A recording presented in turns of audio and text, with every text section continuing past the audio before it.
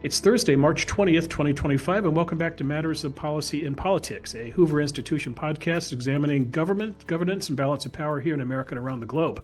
I'm Bill Whalen. I'm the Virginia Hobbs Carpenter Distinguished Policy Fellow in Journalism here at the Hoover Institution. I'll be moderating this podcast, but I'm not the only Hoover Fellow who is moderating or taking part in podcast. And on that note, I recommend you go to our website, which is hoover.org, and go to this link in particular, which is hoover.org/podcast. And there you'll see the whole lineup of what we have to offer, thoughts, insights from our brilliant Hoover Fellows, including my guest today on this show.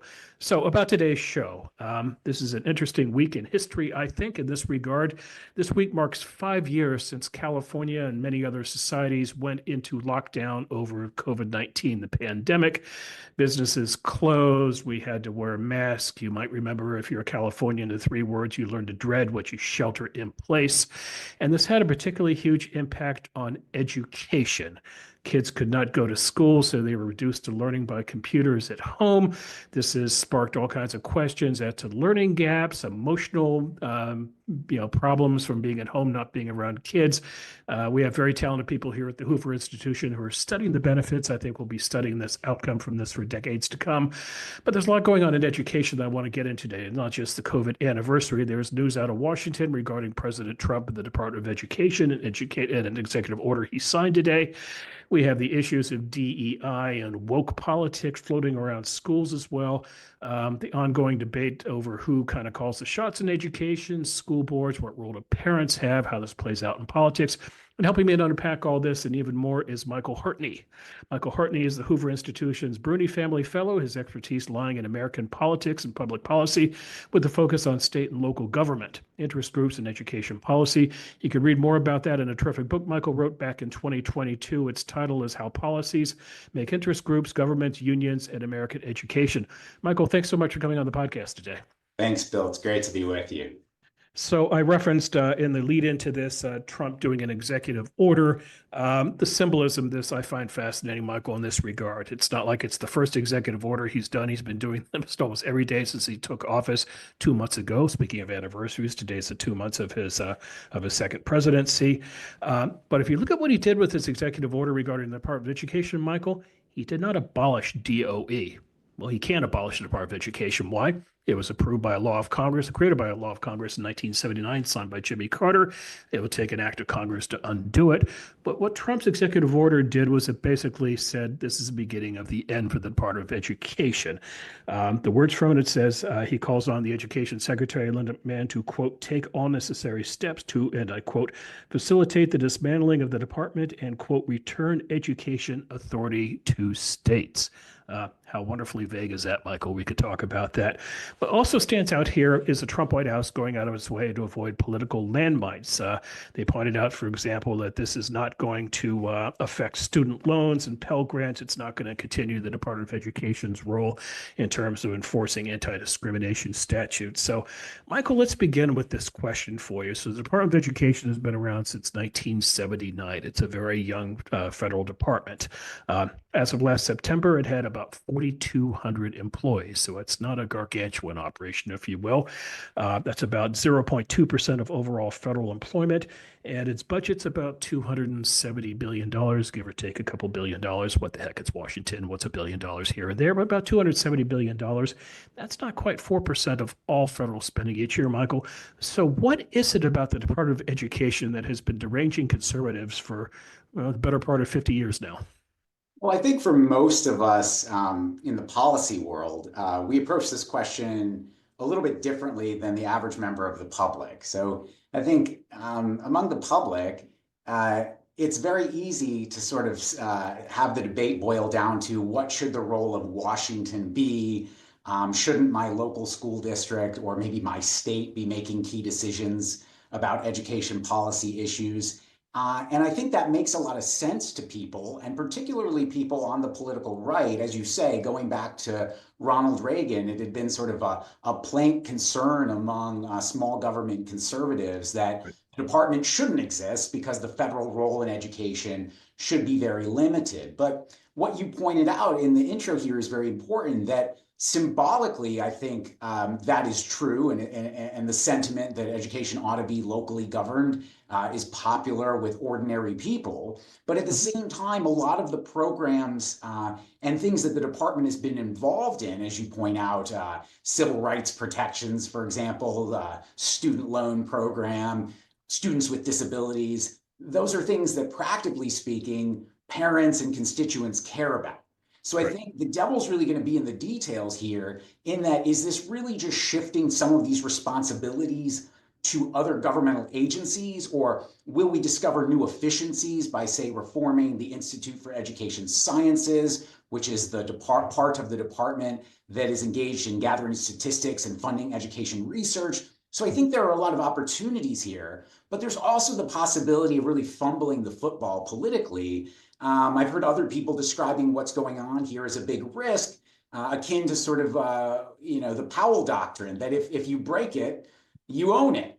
And so Right. if suddenly we enter the midterms here in a couple of years, and you get Democrats running campaign ads with Elon Musk wielding his chainsaw, and stories from mothers who say, my kid couldn't get the educational services they needed, that may be buyer's remorse there. So I think what's really important here is not just to win symbolically. I think symbolically, this is important to Trump and a lot of his Right. supporters, because he's been able to sort of slay the dragon that even Ronald Reagan couldn't get rid of. Right. But now the tough work begins, and Secretary McMahon is really, the buck is going to stop with her. And she's going to have to figure out, how do I preserve a lot of these popular programs and make sure we don't end up in a politically disadvantageous place down the road. Okay, let's go back to 1979 for a minute, Michael. I wish I was in 1979. I was in college in 1979. It'd be nice to be 19, 20 years old once again. But let's go back to 1979, Michael, and let's address two questions here. Number one, should there be a Federal Department of Education? And then secondly, if Michael Hartney is designing the Federal Department of Education, what does it do and what doesn't it do? So historically, one thing that's important to know is, so this was something that Jimmy Carter was lobbied for by the National Education Association, one of the nation's largest teachers union. There's a little bit of irony here that listeners might find interesting, which is that the American Federation for Teachers, the other union that back then fought with the NEA, actually opposed the creation of a standalone department. So I think that's sort of interesting historically, because today the AFT president, Randy Weingarten, is saying, that this is the end of the world now that we're doing this. But, Right. her organization didn't always think that way about this.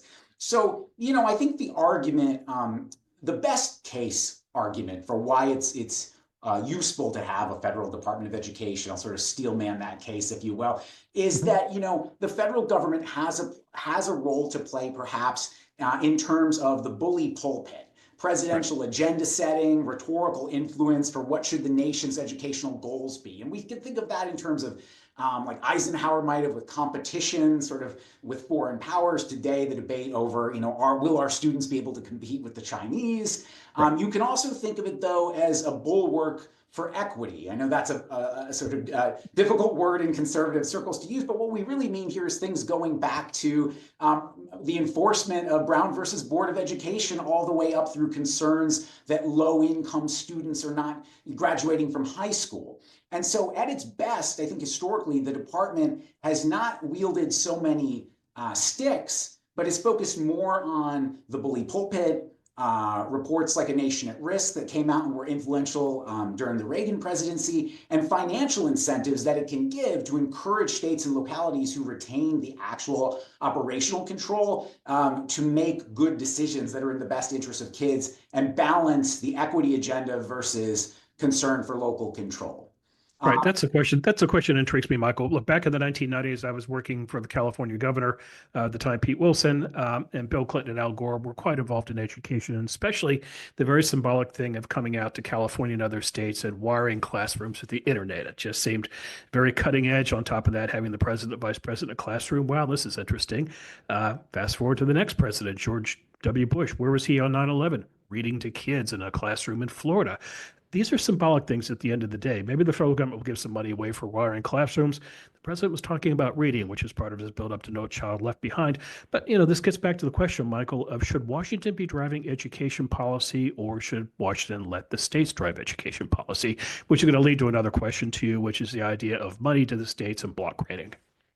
Yeah, I mean, I certainly think the best case for gutting the department and pushing for reforms is that there's too much red tape when it comes to, again, keep in mind, this is 10% on average of the commitment to K-12 education that the country's various governments make. The feds are only kicking in about 10 cents on every dollar, though I will note that varies a lot by district. So if you're in a place like Detroit or particularly places that have a lot of low-income students, that can be 30 or 40 cents on the dollar. So there is variation there. But in general, it's a small amount of money. However, one of the problems is that it's the fact that Congress hasn't, and this is true in a lot of policy areas, hasn't revisited a lot of the legislation here to look at how it can strip away various rules and red tape that exist that make it difficult for principals and superintendents on the ground to spend dollars in an efficient way that's best for their kids. And obviously they know better how to spend money to address the particular needs of their community. And so currently it's not functioning well. My worry is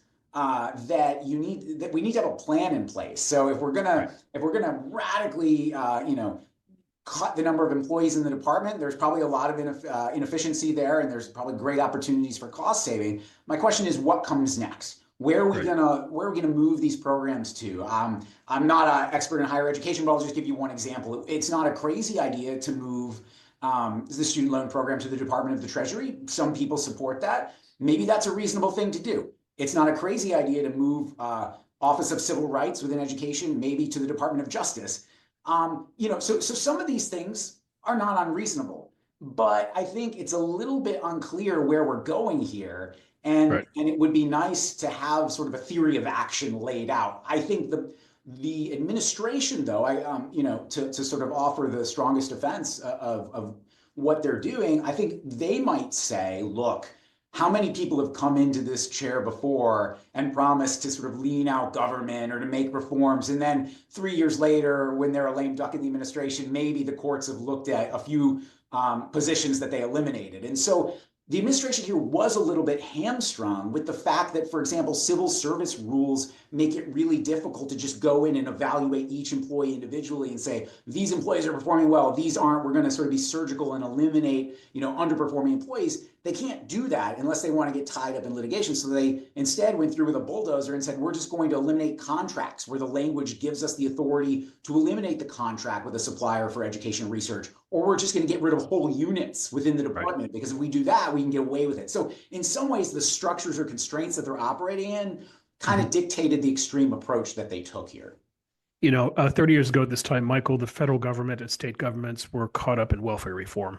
And what happened was a Republican Congress came in, Bill Clinton was open to welfare reform, and what you had was block grants for welfare reform, where states would get money to address welfare, states would design their own programs, and then you would have welfare that way.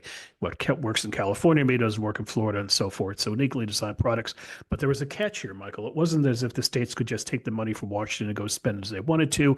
Washington had to take a look at the program and approve of it first. It had to come back and get approved by the Federal Health and Human Services Agency. So I had this thought in looking at education, thinking, okay, this is pretty simple. You just, you take the money out of DOE and you just block grant it out to 50 states. But the problem's going to be, where's that money going to go? And depending on what administrations in Washington, what entities reviewing the money, a conservative administration may hate what California is doing. Conversely, a progressive administration will hate what Texas is doing. So I'm trying to get my head around, if you did block grant money for education, how it would get reviewed in Washington, what entity would handle it? Would you have to then have a Department of Education still reviewing this money? Well, presumably someone would have to review it. And we're already getting a preview of the difficulty of going down that road, which is, I read a piece in The Hill, I think it was yesterday, where you already have governors chomping at the bit to get the federal department or the administration to grant it waivers to be able to pursue sort of the education policies that are of interest to them. And maybe they're right now, school choice is popular, especially in red states. And maybe the Trump administration is willing to make that exchange. But I think that even if we might say that sounds great, one needs to be mindful of the fact that the other team is going to be in power. one Yes. day. And we saw the opposite happen under the Obama administration when they decided to use federal education law to grant waivers to states that were doing things that they like. So I'm not a big fan of policy making via waiver. I don't have a good solution for how we get Congress to be responsible again and actually legislate in a way where they kind of own it. And so that we end up in this world where there's political pressure or political incentives for administrations to do something. And so they end up going off and using executive power, as we saw with Biden on student loans. And no doubt we're seeing that with President Trump too. I do want to back up though, just for a second, because I think there's important context here. Yep. The secretary said today in the brief clip that I saw, when saying she was going to back, what Trump's goal here to slim down, eliminate the department eventually. She made a point that's going around a lot, and I want people to think about it a little bit, which is this: the point is, look, the department only came into existence in 1980. And, if you took a look at the National Education Assessment of Educational Progress or the nation's report card recently, American students aren't doing so well. Something like 30 or 40% of students are reading below basic, for example. Right. And sort of what's being insinuated here is that, we've gone one direction. We've had a department, we've had a robust federal government, and results aren't great. And I think there's some missing context there that's important to unpack. And that is this, that, we had a moment for 10, 15, maybe more than that years of bipartisan consensus around the importance of setting high standards and then holding schools accountable for results. That was a consensus that pretty much went from the Clinton administration all the way to the Obama administration. So you had both Republican and Democratic presidents who supported that. And the sort of like zenith of that movement, of course, was the No Child Left Behind law. And for all its flaws, the research is really clear. My colleague here at the Hoover Institution, Tom D., has the sort of canonical study on this that shows that actually when you had a federal government incentivizing states via the fact that it provides funding and says, if you don't do what we want, we're going to take away the funding, it incentivized states to set standards and hold students accountable. And that led to improvements in student achievement. Now, did it solve everything? No. But Congress in 2015, with this sort of strange bedfellows, this strange political coalition of sort of Tea Party, small government conservatives, and teachers unions, ultimately led Congress to abandon this era of accountability in 2015. Well, most of the decline in student achievement that we've seen in recent years started before the pandemic, only got worse, escalated after we turned back more authority to the states under the law that came after NCLB, the Every Student Succeeds Act. And I'd also remind folks that they only need to look back a couple of years to what we did during the pandemic, where the federal government gave almost $200 billion to states and local school districts to address learning loss, to get schools reopened. And we didn't exactly see a lot of bang for the buck when we sort of handed off that helicopter money to states and localities. So I just think that's important context to say, is the department operating at chief efficiency? Is it doing all great things? Absolutely not. It would be great to really do some serious redesign. But the alternative of just sort of sliding everything back to states and localities sounds appealing. I don't think the historical record bears that out as sort of a panacea. I'm glad you mentioned No Child Left Behind, or NCLB for short. It was passed during the Bush administration. Now, seeing George W. Bush comes in office in 2001. He doesn't want to abolish the Department of Education. He leans into the education establishment, if you will. And the signature move in his first year is to get NCLB through, an otherwise hostile Congress. What NCLB did was it called for standardized testing to gauge students in reading and math from the 3rd to 8th grades, with the goal of making every student proficient in those subjects by 2014. As you've mentioned, it fell very short of that goal. And then along comes the Every Student Succeeds Act 2015. Here's what's interesting, Michael. If you look at the politics back then and the synergy behind going from NCLB to ESSA, Every Student Succeeds Act, you had Republicans wanting what? More autonomy for states and school districts. And you had Democrats wanting what? Protection for racial minorities and low-income families. Well, that's really not a lot different from what we're looking at in 2025, is it? But it seems to me the one big difference is it's Donald Trump, not George W. Bush. I push back in one sense, though, Bill, Okay. and that is that what seems to have really sucked up a lot of oxygen in the last couple of years, like the last 5 years, but especially the last 3 years, are cultural issues And Adult we're getting to that next. Yeah, I know we're getting there, but I just think that's important because, Yes. when you use the word George W. Bush, let's go back to him, used to talk about the soft bigotry of low expectations, for example, when talking about the racial achievement gap between Black and Hispanic students and their white counterparts, or just low income students and high income students. In many ways, though, NCLB fell short of its goals and was obviously had some major flaws, and we could get into Right. those details, but what it was good at doing was in getting states to do one simple thing, which is just, I think we should all support, which is transparency. Prior to No Child Left Behind, a lot of states didn't even release honest graduation rates. They didn't release test score data that was broken out by high income kids and low income kids. So you had a lot of states where the powers that be politically could thump their chests and say, we're number 10 in the nation, Right. because you didn't see what was under the onion. And so I do think the best thing that NCLB did was it shined a light on a lot of that. What we never really came up with was a good solution on how to address it at scale. Yeah. Okay. Culture wars. Let's talk about culture wars in education. So we ask, how does this play into politics? I'd point you to the Commonwealth of Virginia, which holds governor's races in odd years, 2021. They have one coming up this year in 2025. Back in 2021, Michael, the controversy of Virginia was what? A father in Loudoun County was wrongfully prosecuted and convicted for standing up for his daughter at a school board meeting in Loudoun County after she was allegedly sexually assaulted at the school. And now the issue of education exploded, and it exploded in terms of parents' rights versus school board rights, and it got a Republican, Glenn Youngkin, elected that year. We see cultural issues standing out in education these days. Just go back to Trump's executive orders, for example. So yes, he does the Department of Education executive order on day 60 of his presidency. He wastes no time coming into office and doing executive order on what? Biological men and women's sports, an education issue, just as he has wasted very little time going after universities, not K through 12, but still education related, on issues like anti-Semitism as well. This is the culture wars, if you will. So is this here to stay? The culture wars is an element of the education reform debate. I mean, I think so.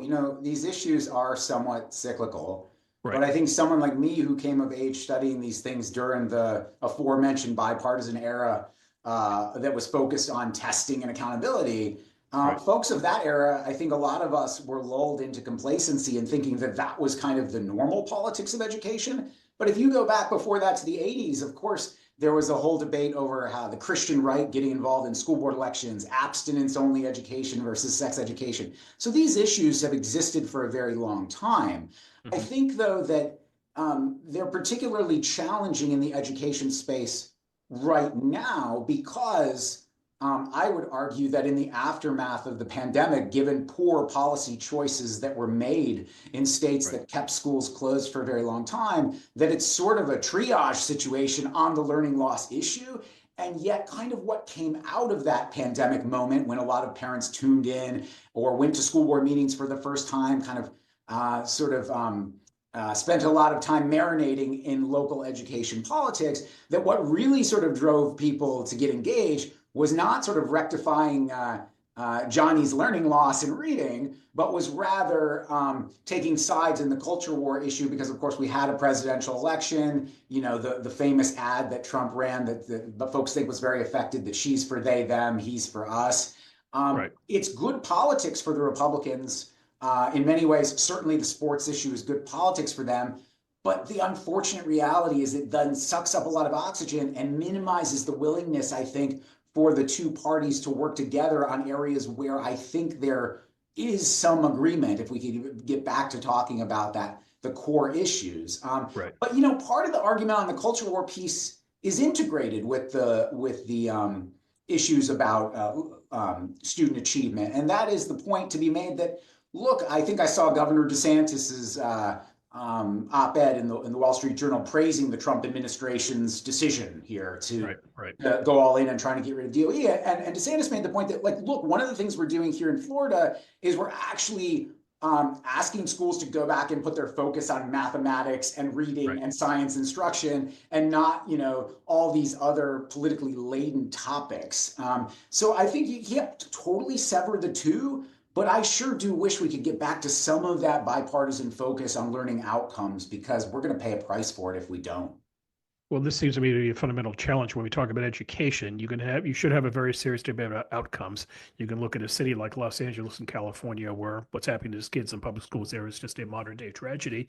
But media being what it is today, social media being what it is, we tend to go for kind of the quick headline, and that gets us into boys playing women's sports, and that gets us into school prayer and all kinds of hot button cultural topics. So, how do we propeller heads at think tanks get the public to look at outcomes? Well, I think one of the most important things that people in the research community and the think tank community can be doing is to, we need to get beyond sort of dunking, if you will, on social media or, Right. putting out the press release. We don't do this here at Hoover. We're a serious scholarly enterprise, Bill. We don't chase the headlines, as our director, Dr. Rice, likes to say. But I think that a lot of think tanks out there, a lot of people in the policy space, they're really excited about sending out that press release that we got the votes, we got the win. And I think the best example of where this falls short is school choice, because I think it's an exciting time in the world of school choice. And if you're a fan of customization, let's go even broader than school choice in education. One of the positive things of the pandemic is that it unleashed micro schools, learning pods, all sorts of new models of education, not to mention some old models like Catholic schools getting a lot of attention for punching above their weight during the pandemic. But I think that with the choice thing, for example, it's easy to get caught up and say, oh, look at all these red states that passed choice bills. Victory, we did it. The serious work begins when we then go in and we look at how different choice laws were structured differently. Some states went with education savings accounts. Some states went with universal vouchers, and they structured these programs differently.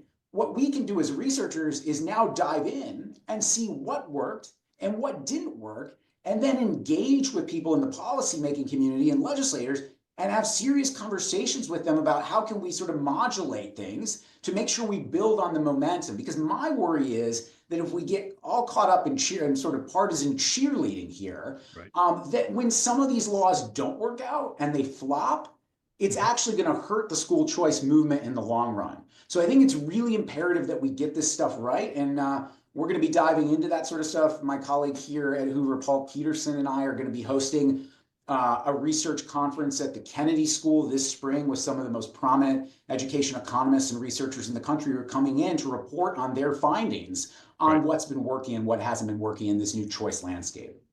Yeah, Paul, by the way, is a Harvard professor, and I would refer our listeners to an excellent podcast he did not too long ago with Checker Finn, where he talked about what it is to teach at Harvard and the idea that Harvard has, in essence, remedial classes for kids coming and learning about history, for example, which is just kind of most prominent college in America has remedial learning. Good Lord, what's going on here? But is anybody in Congress talking about school choice, Michael? I remember, again, going back to the 90s, 30 years ago, it was a hot potato, it was a hot topic. But boy, even back then, they were talking about it in such tiny little terms, like, a demonstration project in Washington, D.C. public schools and things like that. But why doesn't Donald Trump, who likes to go big, why doesn't he go big on school choice? Or does this get back to our question of, does the federal government really have a role in school choice? Well, I think you're going to hear about it rhetorically down the road. I think in one respect, something that the administration did that so far anyway, they could change their mind, but something that they've done so far that sort of hints that they're going to be serious advocates of charters and choice is that they so far have decided to keep the office on charter schools in the Department of Education. This is not a big office. It's fairly new, but it didn't have support from the Biden administration, who turned very hostile away from the Obama agenda of supporting charter schools to becoming hostile toward them.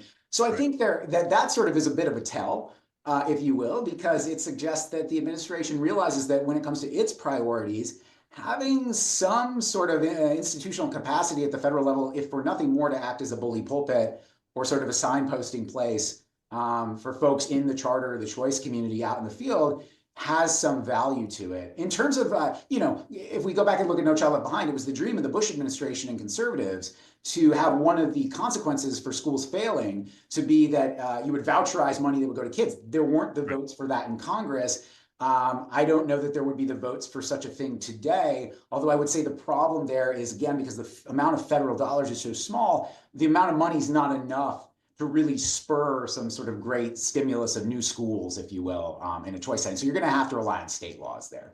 Yeah. Well, he could, for example, if he wants to, take away taxing on tips, he could, allow tax credits for, sending your kid to a private school. Yes, there But are. but now this will get complicated. Boy, there'd have to be an income limit and things like that because now you're giving tax breaks to millionaires. Yeah, I mean, again, I think that most of the action is going to be focused more on this rhetoric about giving it back to the states. I mean, how many times have we heard Trump say that already? I think that's going to be, in some ways, it's an attractive thing to do, right? Because Right. politically, it divests you of responsibility. I said earlier in our conversation, once you break it, you're going to own it. Well, maybe the way around that is to say, well, it was, in much the way that Trump talked about Roe versus Wade, we sent it back to the states. Everybody wanted it back to the states. I wouldn't be surprised if he leans into language on that here too. But Michael, do you send it back to the state in terms of the state government, or do you send it back directly to school districts? Because let's use California as an example. There's a world of difference between sending money to Sacramento versus sending money to a conservative school district in the big empty in the northern part of the state. Well, I think they're going to have to involve the state education agencies. And, Right. one of the serious questions there is not all state education agencies. One of our policy fellows here at the Hoover Institution used to head up the state agency. This is Steve Bowen I'm talking about. He used to head up the state agency in Maine. And I think Maine has about 5 people working in that building, right? I mean, I'm being a little facetious, but Right. there's not this great amount of capacity in a lot of the states. And so one Yes. of the things that could be interesting is if some of the functions get returned to states or you send dollars back, and those states end up needing to build out more of their own capacity, well, who's going to pay for that? Yeah. Presumably, then the state governments are going to have to come up with money for that. So, I mean, I do think at the end of the day, some of these things are going to involve real trade-offs, and there's not a tight linkage here between the politics of what works politically and maybe the policy of what is most effective for driving a good decision making around the allocation of federal dollars, research, protecting civil rights, so on and so forth. Let's tap into your excellent book, Michael, How Policies Make Interest Groups, Governments, Unions, and American Education. That's the title. And the word that sticks out there to me is unions. You wrote this. This came out in the fall of 2022. Here we are in the spring of 2025. Has it been a good run or a bad run the past couple of years for unions? Because I am leaning very heavily on the bad run side. Well, the best thing for them is the fact that the reform movement decided to cannibalize itself. So, in some ways, the only thing that's helped them is that the reform community is very divided. And, Explain that a little bit. one of the things people don't appreciate very well, Rick Hess at the American Enterprise Institute has done some great work on this, diving into sort of like who are the people in the education reform movement. The unions, of course, we always talk about them. They're in the education blob. And we know, the people that are in the education blob, sort of the establishment associations, the unions, these people are all committed on the political left. They're sort of part and parcel to the Democratic Party. But I think a lot of people assume that because of the reform movement, people driving for incentives, accountability, more school choice, at least in the charter sector, they assume that because they opposed the unions, that was a really that was a really red movement. But in reality, these people who created organizations like Teach for America, a lot of the charter school incubators, a lot of the best no excuses charter schools, these are not Republicans. They're folks who are blue too. And so I'll just say that when the culture wars come to dominate the education issue, one thing that's interesting is it really makes it awkward for a lot of those ed reform groups who on the cultural issues are still quite progressive, but they were also doing work against the teachers unions with conservatives who like school choice and merit pay and those things. So the politics are very complicated. And I think that, so going back to your question about the unions, the thing that they do have going for them right now is the public absolutely bought into the narrative that we were doing too much testing, that accountability was becoming mean, and especially they leaned into it during the pandemic. Oh, we need to have a pause on test scores. And I think some of the sanity is coming back there. But look, Massachusetts, which yes, it's a blue state, but remember, this is a state that has very high-ranking public schools, a lot of affluent communities that care about their public schools. They just went to the ballot in the last election and decided to get rid of their crown jewel assessment in the MCAS test. They didn't get rid of the test. Students will still take it. But you used to have to pass that test to graduate from high school in Massachusetts. And that went down, and the unions were pushing that. So I think the one thing the unions are winning on still is that the reform movement cannot get it together when it comes to focusing on student achievement. Where they're very obviously losing is on what I said earlier, or referred to as educational customization. And obviously, the centerpiece of that are all these school choice laws being passed across the states. the fact that you are slowly but surely giving more parents, more families becoming constituents who have now not a policy, but they're able to use state laws to change the type of education their kids getting. And so to the extent that they like that, they then become a political constituency, much like the left is particularly good at getting with, you look at something like Social Security or other programs that then become very hard to dislodge. I think that's where the unions are in for a surprise here, is if these programs prove popular and the union's position is, we don't like customization, we have to go back to standardization where all the dollars flow into a traditional district school where you only have unionized teachers and you can't sort of hire out of alternative certification programs. The unions, I think that's their the thing that's hurt them the most.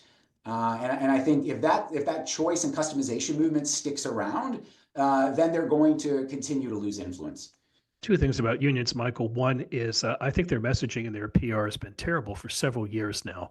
This is everything from, I think it was the union member from Chicago who decided that she would do a Zoom call, and I believe she was in Puerto Rico, wasn't she, at the time? So, boy, that's a brilliant idea. To just things as simple as I remember during the pandemic just watching local TV here, and just the teachers who'd come out and talk about being afraid of going in the classroom.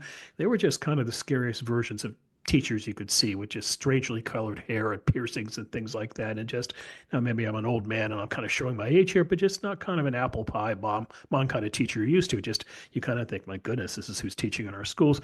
But you look at Washington right now, Michael, and the unions do have powerful friends in America. You can point to Gavin Newsom in Sacramento, a lot of Democratic governors around the country. But boy, in the federal government, would they rather have Kamala Harris or Donald Trump in power? Would they rather have Would they rather have Hakeem Jeffries running the House? Would they rather have Chuck Schumer running the Senate? You bet. They don't have friends in Washington right now. I mean, when I see Randy Weingartner doing events in Washington, she's standing outside of Congress, and she does look kind of isolated in that regard. So that's why I think the unions have had kind of a rough ride here lately. Well, sure. I mean, we can all remember among the first guests in the Biden White House that first week were Becky Pringle, the head of the National Education Association, and Yep. Randy Weingarten. And so they've sort of gone from the penthouse to the outhouse here, both in terms of optics, in terms of influence in Washington. And it will be interesting to see what sort of strategy they use going forward, because a lot of their locals in large cities like in LA or like a Chicago have really doubled down on this idea of trying to ensconce themselves in kind of the progressive political elites of those cities, to not so much focus on education issues, but to sort of say, we want to drive the bus here on much larger policy visions on issues like affordable housing and Medicare for all. And they don't really fancy themselves as education first organizations in many cases anymore. They're trying in blue communities to really play up their progressive bona fides. And that works to an extent in blue areas. But my goodness, if the Chicago Teachers Union decides to go on strike yet again, I mean, one can think that there's only so much tolerance, especially in a city where the mayor there, of course, is tied at the hip coming out of the Chicago Teachers Union and has what, an 8% approval rating. So I don't know that it'll play so well this time around. So let's look at a red state and a blue state, Michael. Red state, Utah. There is a ballot measure. The unions want a ballot measure to reverse laws banning collective bargaining for public employees. We've had this debate in California before, union dues. In blue state, California, the California Teachers Association, the all-powerful teachers lobby here in California, in February, it launched a collective bargaining campaign in 32 school districts across the state to demand more state funding, higher pay, and more generous benefits. By the way, there's a budget coming up in June, so it's not a coincidence. So what does that activity in the red state, where they want to ban collective bargaining for public employees, or want to do that, I should say, but then in California, where the CTA is pushing for more benefits for teachers, what does that say about the great education debate? Well, I think in Utah, of course, it's always hard to go against the status quo. And now, so the status quo now is that you've had reform. But even in a red state like Ohio, remember a couple of years ago when Scott Walker was so successful in reforming state labor laws there and really constraining what unions could bargain for. Ohio, under John Kasich, tried the same thing, and the voters there repealed that and restored collective bargaining rights to public employees. So I do think politically sometimes that is a tough one. A lot of voters just see that as an issue of, oh, that sounds like it's pro-employee. I'm for that. So, I wouldn't want to place a wager just yet on Predicted or one of the markets for that in Utah. I mean, California sounds like California every year, right? And every year, what happens? 75% of the union endorsed candidates win their school board elections, going into office, pledging to increase teacher salaries, usually to the teachers at the top of the pay scale. I don't know how much we'll see labor strife, but it's effective. Look, I mean, in my home state of Massachusetts, where teacher strikes are illegal, the union there has been effective nonetheless in going out and engaging in illegal strikes and bringing the school board to their knees. So I think we could see some of that in California here too. So these battles aren't going away. So actually, that was going on in California right before COVID. Remember, LAUST, Los Angeles school teachers went on strike during the school year. This was a generation ago, 2 generations ago, something teachers would not dare do. The idea was you do not strike during the school year, but now they're more than happy to strike during the school years. And you've seen in California multiple strikes during school years across the state. And what's interesting is the laws don't even seem that effective Exactly. In warding that off. Well, and also the governor never gets involved and tries to, call them in and either settle it or tell them to go back to school or anything like that. They just let it drift on. And so there you are. And the only people losing this, I hate to say, the kids. Absolutely. Yeah. Well, when in doubt, Michael, go to The Simpsons for all sources of wisdom. And there's a wonderful episode years ago where Homer Simpson's accused of sexual harassment, and he goes on a talk show to try to clear his name. And they go to the audience for questions and comments. And this very aggrieved woman stands up. She goes, "I just want to say I want to see less. I want to see less of Homer Simpson and more money for public schools." And everybody applauds wildly. I think that's the sitcom that also has the famous line, "Anything for the children," though. Anything for the children. And we could talk about lawyers on that show too. But let's wrap up the podcast this way, Michael. So here we have Trump's executive order today, and now the conversation begins about what exactly is going to happen. The Department of Education. You and I are having this conversation a year from now. What do you think DOE will look like? Any different? Well, I do have some hope that they are going to get the Institute for Educational Sciences, right? Remember, that's the arm that sort of does the research, collects basic statistics, helps tell us, how many teachers are there. It helps administer the NAEP exam as well, which we need to know, how bad things are in recent years. So I think they already know that they got out ahead of their skis a little bit on that one by canceling some of the contracts that are necessary to make those programs run. So I think we'll see that come back in. I think we're most likely to see essentially the department not being eliminated. I don't think the votes are there. If they want to do that, they're going to need to do it soon, because the votes are definitely not going to be there after the midterms, I would say. And I don't think they're there now, which means that what I would predict is you're going to see a lot of programs being moved into other agencies and the president declaring victory and saying, "I did what no other Republican president had done. I slimmed down the Department of Ed." And in some sense, he'll be able to say that. They will have slimmed down the number of FTEs there. Whether it means the service delivery gets any better or worse, I don't know. I think that for a lot of the sort of functions, we won't see things show up right away. Certainly research isn't going to show up right away. But I think on the other stuff that we talked about, whether it's the student loan program, that's the one that could really go sideways, or the IDEA law for students with disabilities. I think that could be a real wake-up point that keeps things from going too far in terms of getting rid of the department entirely. But we'll have to see.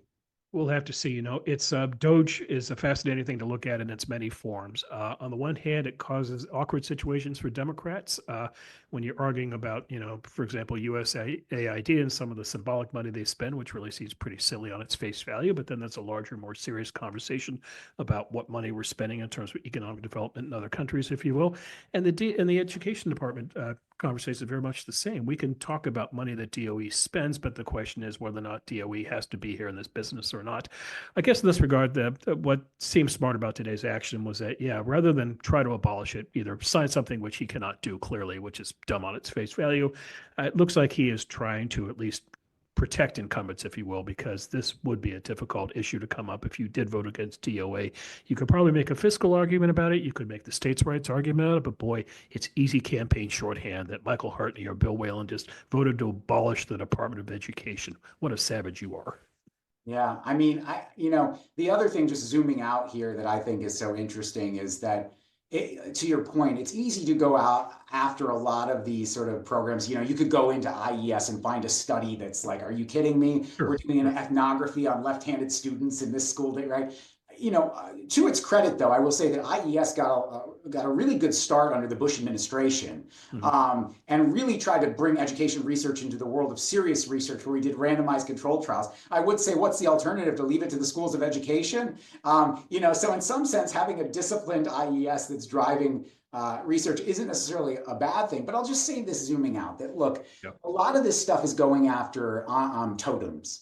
And the same thing is true for those folks who tuned into the president's address to the joint session of Congress recently, where nobody's going to defend those programs that are listed in those sorts of speeches. And the same here for certain stuff at Ed. But we need to keep in mind that this is then a symbolic feel-good thing. It's not an actual thing where, in the case of the larger budget, we're actually addressing deficits, because nobody's touching entitlements or the stuff that makes up most of it. In some sense, I feel like it's a bit like when Democrats say we could really close the budget deficit if we just tax billionaires more. It's sort of the conservative equivalent of that. We'll go get rid of the waste, fraud, and abuse. So I do think that that's an important thing to keep in mind here with the Department of Education reforms, that this is a drop in the bucket. The other thing, we have a president who just loves foils. He loves getting into social media wars. He loves finding, people, entities, individuals to pick on and go after. In terms of education, Michael, there might be a bigger fish to fry for him than K through 12, and that's universities. Yeah, I mean, I absolutely think that's true. And, you've seen it already in terms of testing the waters with Columbia University, where you've had significant amounts of grants pulled. But again, what's so fascinating, and he's going after Penn on women's sports. So exactly. But what's so fascinating here is that in all of that sort of high level or sort of eye-catching stuff, the issue of NIH grants or grants that take large amounts of overhead, if you go back 10, 15 years, this is a bipartisan area of concern. People have said for a very long time that there is way too much overhead in a lot of these grants, and President Obama thought we should streamline that. But I think the difference here is there's a sort of sloppiness to the way that Elon Musk and his cadre of 20-something-year-olds on Twitter have gone about it with the bulldozer, where you say overnight we're going to go to 15%, right? So I think there's responsible stuff to be done. Again, as I led off the program and saying, their best argument is, look, if we went the responsible route, we weren't going to get anything done. So that's their strongest case for taking the axe to it. Right. But, Trump is very smart in this regard, Michael. He is very masterful at taking so-called 80-20 issues where 80% of the public sees one way and 20% the other. And he manages to get his opponents on the 20% side of the argument. And you see that, for example, with the women's sports issue. You see that with the issue of anti-Semitism on campus. And maybe that's the way to tie this into the K-12 debate and the question of unions. Will the unions at all times take Donald Trump's bait? And will they, when he does the executive order, will they go out full force crazy on him about this, or will they just let the process play out? Because that to me is what's wrong with universities right now as well. They just, when Trump says he's going to take away money, they go crazy, they plead poverty, we're going to have to make cuts and things like that, but they don't defend the practice necessarily. So that's what I'm curious about in terms of Trump and universities moving forward. Yeah, I mean, I was honestly stunned at how sort of flat-footed a lot of these university presidents seem to have been caught off guard. It's not as if, a lot of the people who are now advising Trump or being brought into the administration weren't sort of laying out their cards for what their plans were when they took office. But it seems like a lot of these university leaders weren't ready for it or didn't take it seriously. I'm not sure which. Well, that, and also they're arguing in some regards above people's heads. For example, you take a school like Stanford or an Ivy League school that has massive endowments, 10, 20, 30, $40 billion, and you're going to plead poverty if you take away federal government. The average person looking at that maybe doesn't understand the intricacies of an endowment, what's touchable and what's not. But this response is going to be when Harvard says, well, if you take away our money, we're going to have to lay people off. Well, wait a second, you have $40 billion in your endowment. What are you doing with it? So again, it's very smart politics by Trump. Yeah, and it also underscores the fact that, as everyone now knows, the shift in support for the parties is the center of gravity moving into the Republican Party are folks without college degrees. So, we're in a whole new world where we no longer have the folks without college degrees allied with the left-wing professors as it used to be. Okay, let's close out. Michael, what are you working on these days? Well, I am working on a book trying to wrestle with the fallout of the pandemic on education.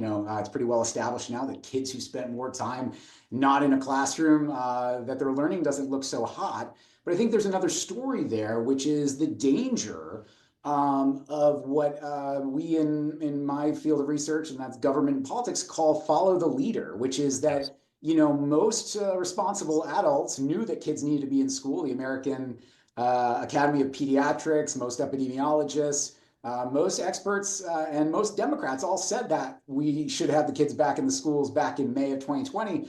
But then when Donald Trump came out, and you talk about one of these 80-20 issues, and Donald Trump said the kids all have to be back in school, you saw this partisan split. And we've been paying a price for that for 5 years. So I'm doing a lot of research trying to understand how did that happen? What could we do about that going forward, whether it's because of another pandemic or another big education issue that is threatened to be broken along partisan lines. And that is my last question in your conversations in writing this book. Is anybody giving you reason to believe that things are going to be better, improved with regarding education come the time of the next pandemic? Or are we going to go through more shelter in place, more learning from home, more confusion over when schools can reopen? Well, I certainly hope that the decisions are made based on, the facts about that, whatever particular novel virus it might be. But I think that we don't have good reason, unfortunately, to believe that if we get evidence, as we did last time from Europe, from the private school sector here in the United States, that schools were not a major source of spread, that we could protect vulnerable adults and still have children back in school by the fall, and certainly by the time the vaccines are out. We haven't done anything institutionally to ensure that decisions are made in a way that elevates the interest of children over the interests of adults and stakeholder politics. So what you're telling me is when it comes to learning in public schools, that it has not necessarily been a learning experience for the good folks who run our public schools. Yeah, that's the case. And, to tie it back to this thing about, should the feds be involved? Should the states? Should the localities? I will just say, and if you look across the world, a lot of the countries that had more centralized education systems, and look, I get that we're unique. You're 300 plus million Americans, 100,000 public schools. We're massive. But, one of the prices you pay by not having some elements of centralization is that you let all of the local districts decide whether to open or not. And they pretty much did it based on whether they were red or blue. And if we had some more serious leadership in governor's offices and in Washington that had some more strings and authority, I wonder if we would have looked a lot more like some of those other countries that got kids back to school more quickly. That's a great point, because here in California, so much power was given to local public health officials. County officials decide when to open and when not.